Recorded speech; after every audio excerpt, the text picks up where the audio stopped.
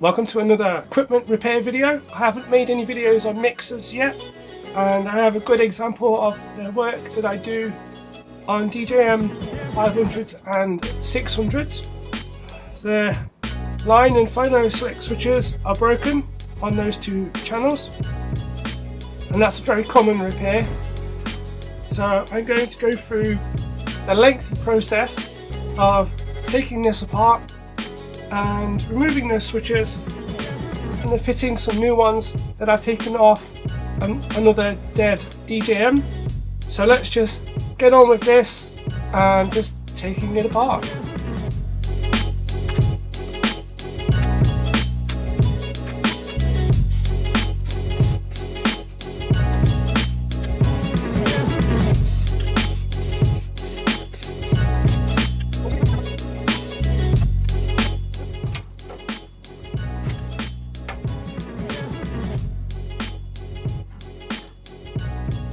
So now we can lift this up.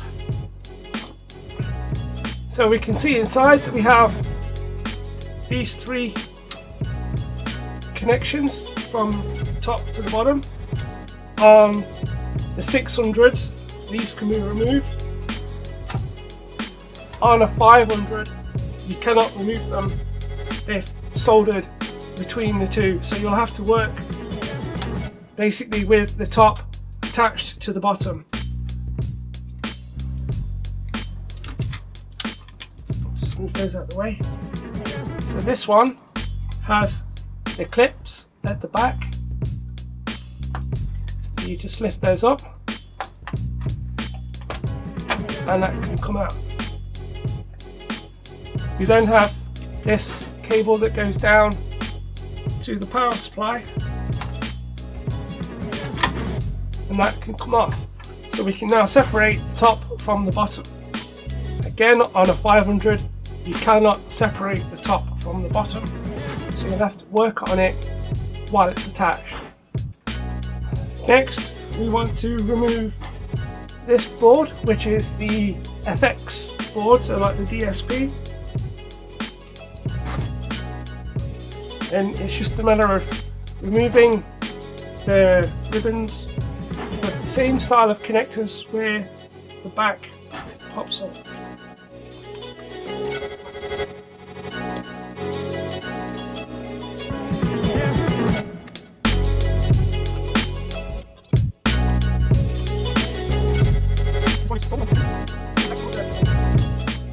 We then have standoffs that we just want to push in.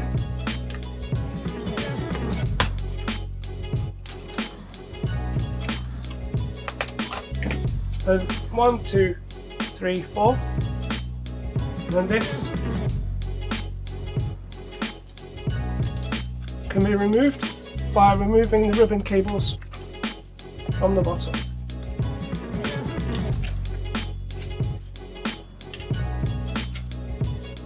So now the DSP board can be put to one side as well.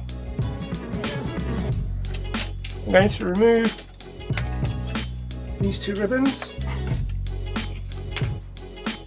I'm going to remove the bottom two.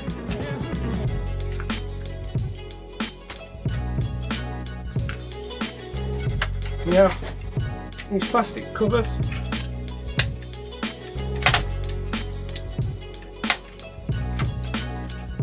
which are just clipped in with those standoffs.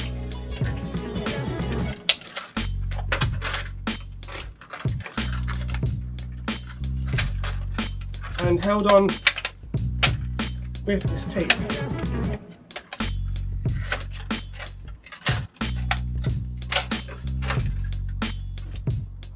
And a single screw on the side.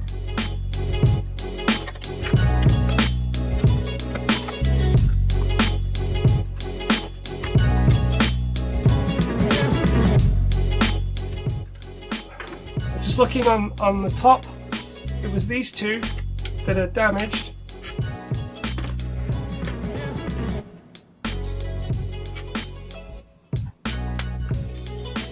So I'm just going to mark on the board which ones I want to remove.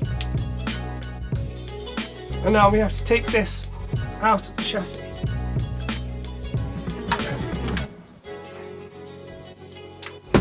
This is a bit awkward because of those standoffs. So I'm just going to put it back into the base so that we have something to rest on while we start to remove the screws. The first thing I'm going to remove is this PCB here so that we can get to what's underneath.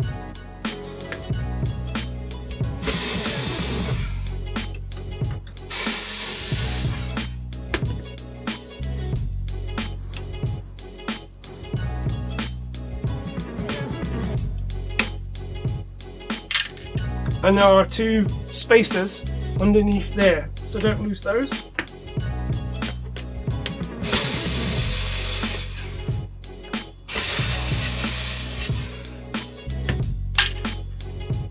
And then there are more standoffs holding it in place.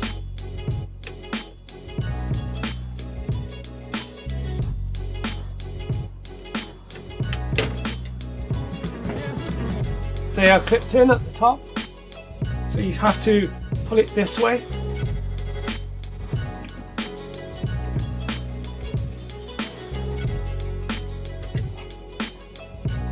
And I'm just removing these standoffs from the side, just there. And we want to loosen the ribbon cables that are underneath, and then they can be passed up.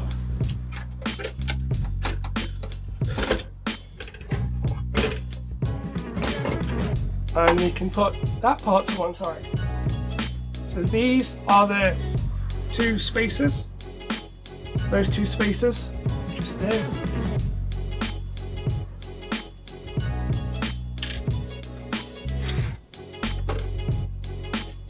Just remove the felt dust washers.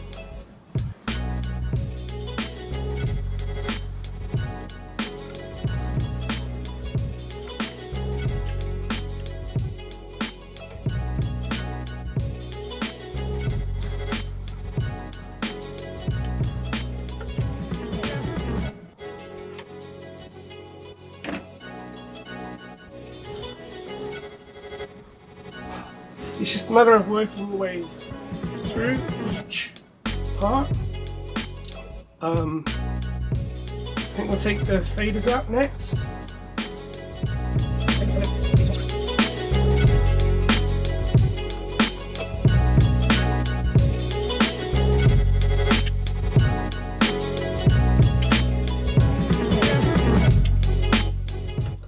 These two you can't get wrong when they say channel 1 and channel 2. And then you can tell which ones go which. It doesn't matter, just purely on the way that the connectors go. So just like the other cables that we removed, we pop that off and remove the fader.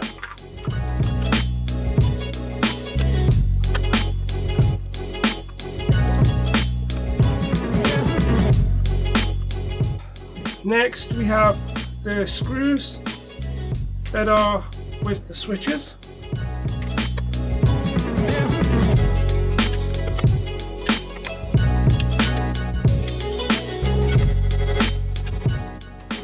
Okay, so that's all of those screws that were on the switches.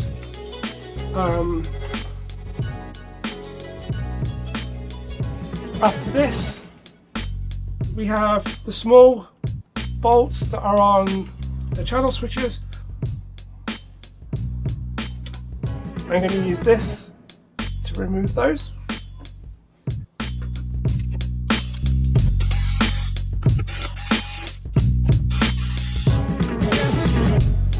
Okay, one of those just fell inside. So now we have to get those over the handles.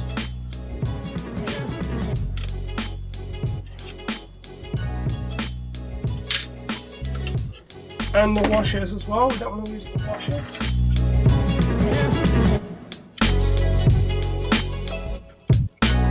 And there are washers on the underneath as well, so make sure you don't lose those when we get to the other side. We're using an 11mm bit.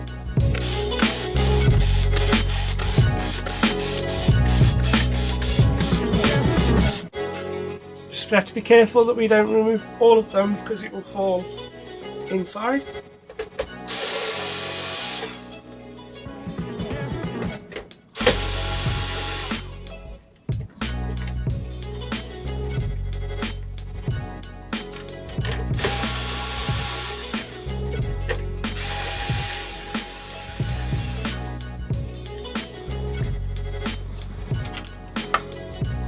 So that I've just left those three. I'm going to take this back off.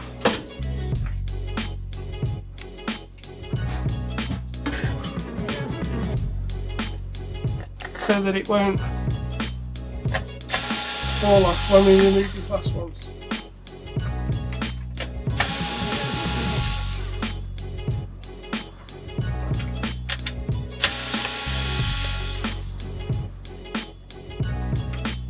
We don't need to do these ones here because they are for the effects and that's a separate board. We do need to remove the headphone socket from the corner. And for that one, I've used a 14mm nut driver.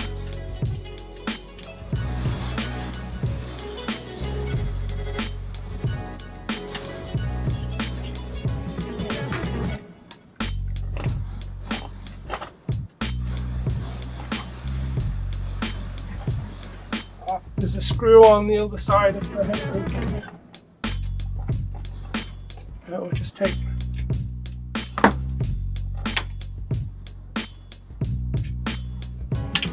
that off, and now we can remove this section. So here we are with our main board, and we want to remove those washers.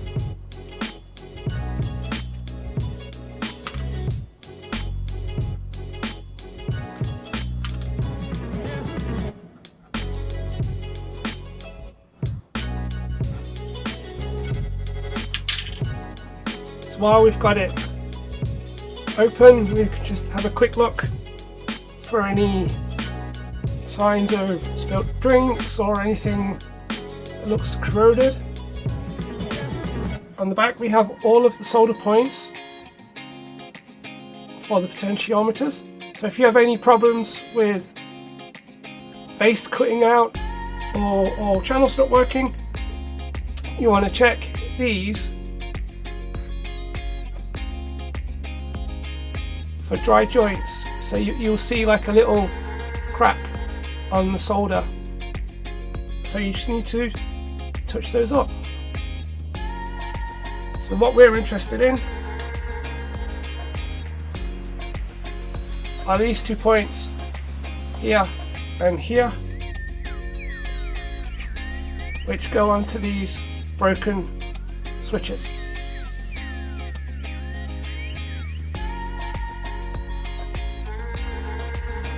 Setup ready to go with this.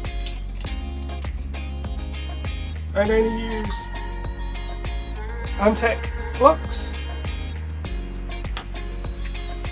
solder braid, my TS100 soldering iron, and also have a self-made extractor with a charcoal filter because yeah, this stuff is nasty. So we're gonna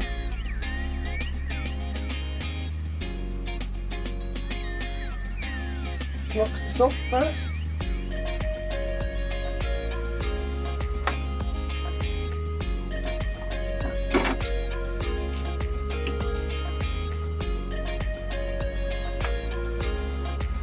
Try and do this without sticking my head in front of it. And we're going to get some fresh solder on just to get those joints going.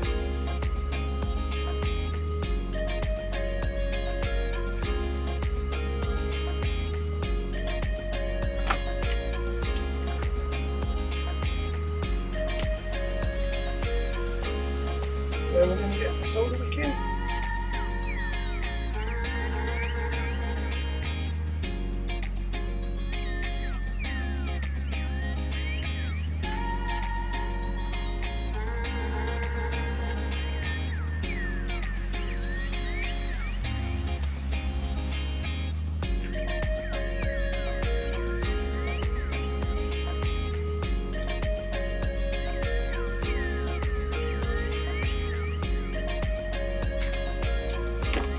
This Amtech flux, as recommended by Mr. Lewis Rossman, makes this kind of work so easy. The solder just flows really nicely.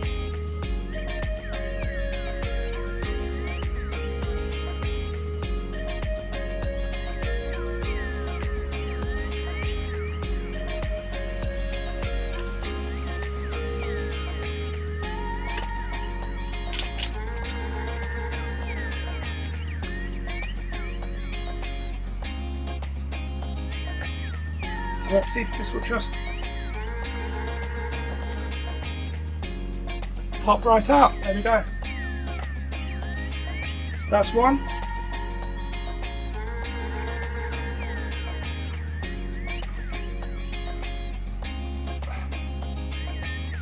Now I'm going to give that a quick clean with some IPA.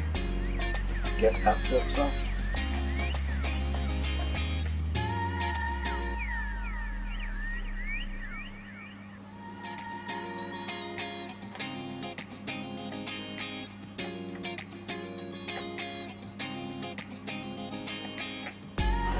Okay, let's do the second one.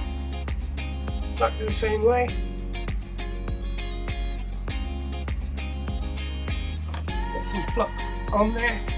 See if we can get any bit closer.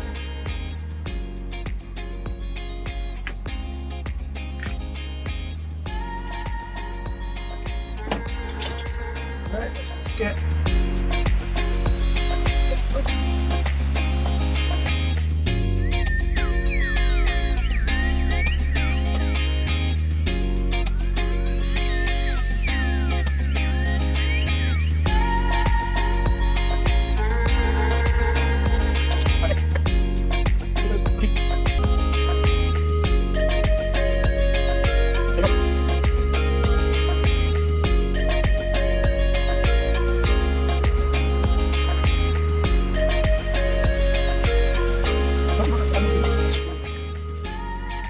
Okay, we have our two band switches out.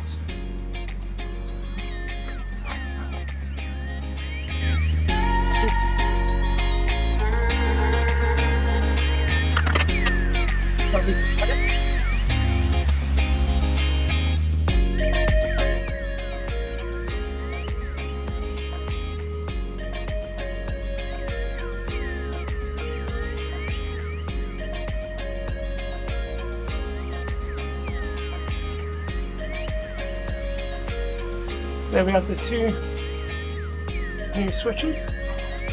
So it's just a matter of... So now we just need to solder those back in.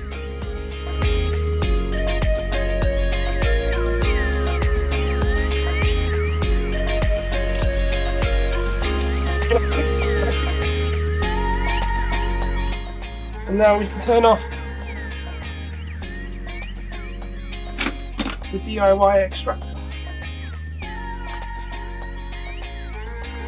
So we have our new switches soldered back in place. So now it's just a matter of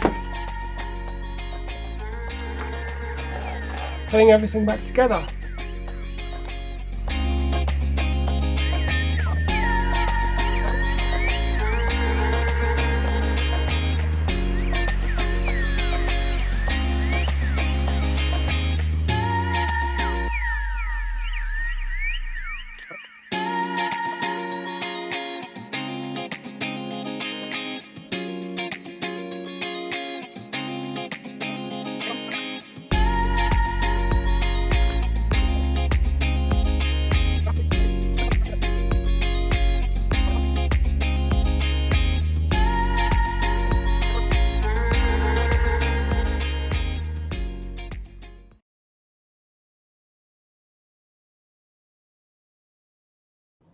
So we're plugged into the XLR outputs. I have a CD player connected up. We're plugged into our RCD. So if I've done something wrong, it won't trip the power out. We have power, which is good. Let's just check our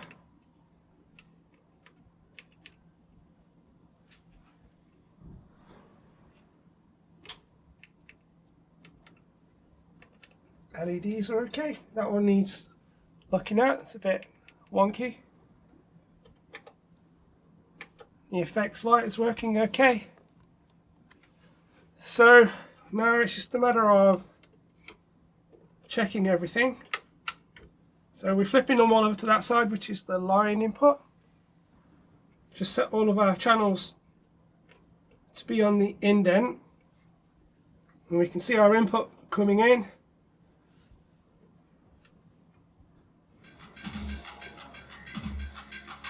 We have some nice happy hardcore.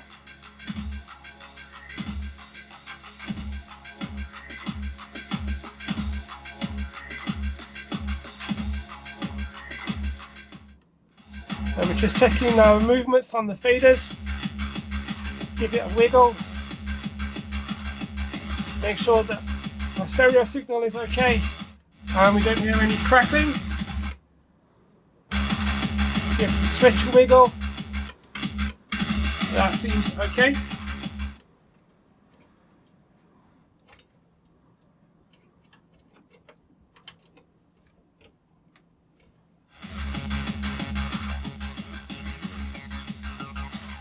Channel 2, no problem with that fader.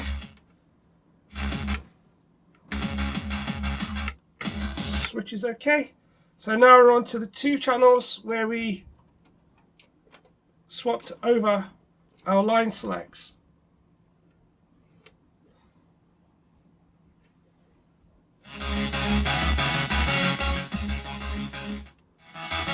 So I haven't tested these channels properly. That fade is okay. Switch isn't causing any bleed over.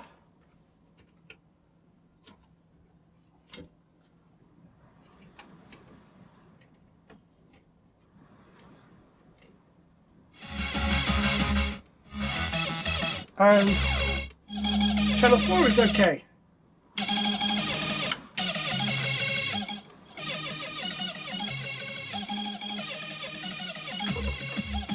Okay. So the last test to do on these channels is on the crossfader. There's no bleed over on the crossfader.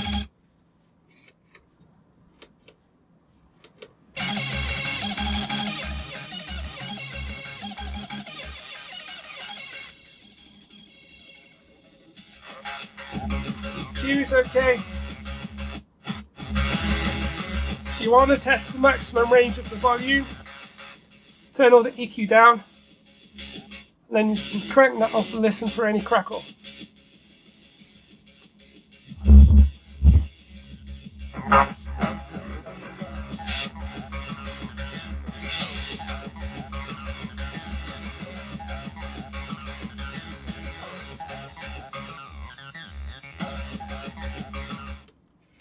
So we've definitely repaired those 2, and I'm not hearing any bleed over on any of the channels that was reported. So I think that those 2 channels are okay. The faders are all okay, and the crossfader seems okay.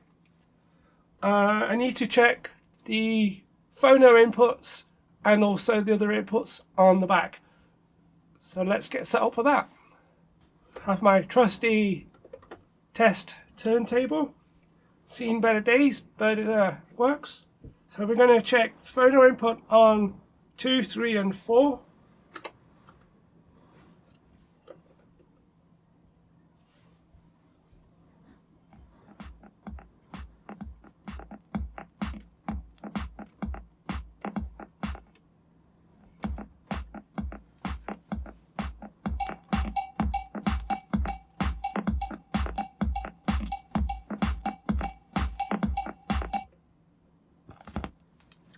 2 seems okay. Let's use the head.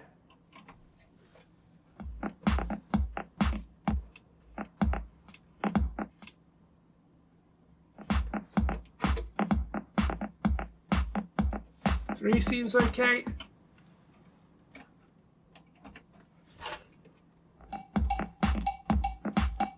And 4 seems okay.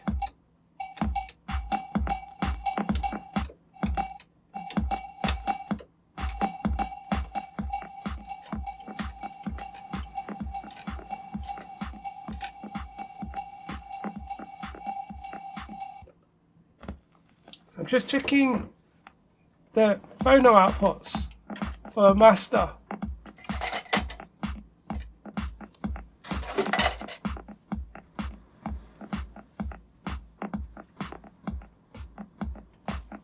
And although they're a little bit loose, I'm not hearing any problems when I'm moving them around.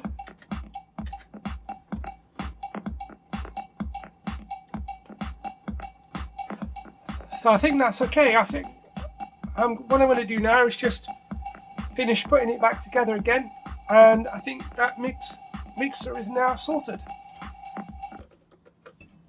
So we have the fabric stuff that goes over 2, 3 and 4, and then 1 and 2 I've got it on the back. It's going to use some kitchen wipes.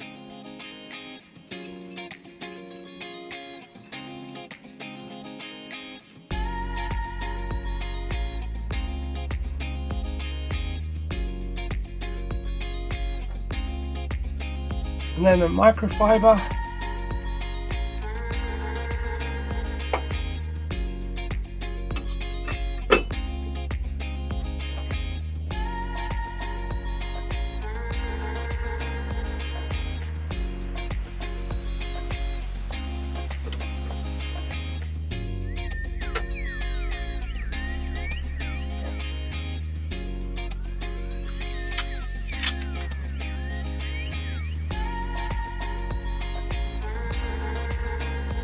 Same with the top.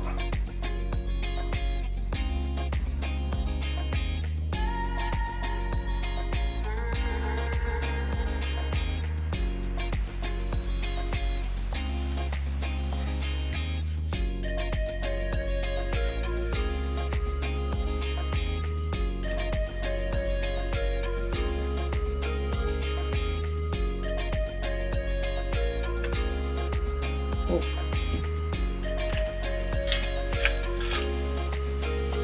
Don't forget the dust washers.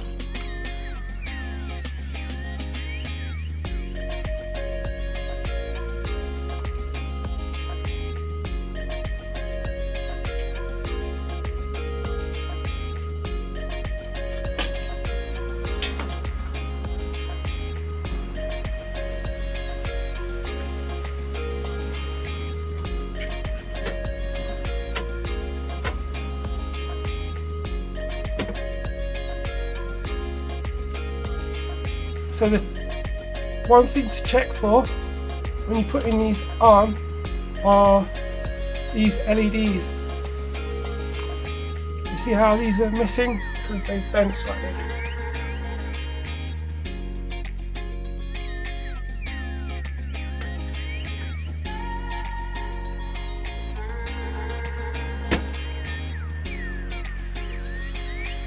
So there we go, that's better.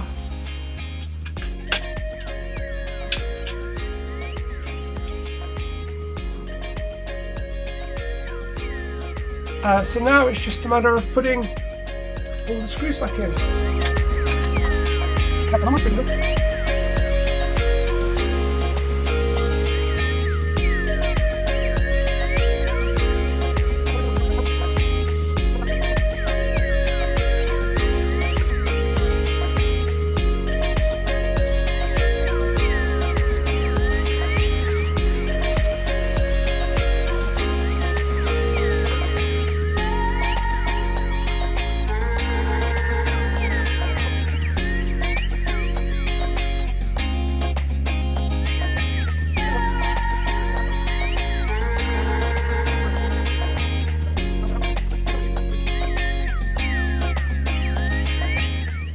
there we go, fully reassembled and tested, and we've made sure that the channels 3 and 4 work after changing the line switches, because I couldn't test the channels properly beforehand.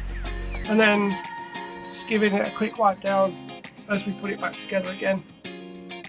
Thank you for watching, and I've got a couple more interesting repairs that I will do some videos on.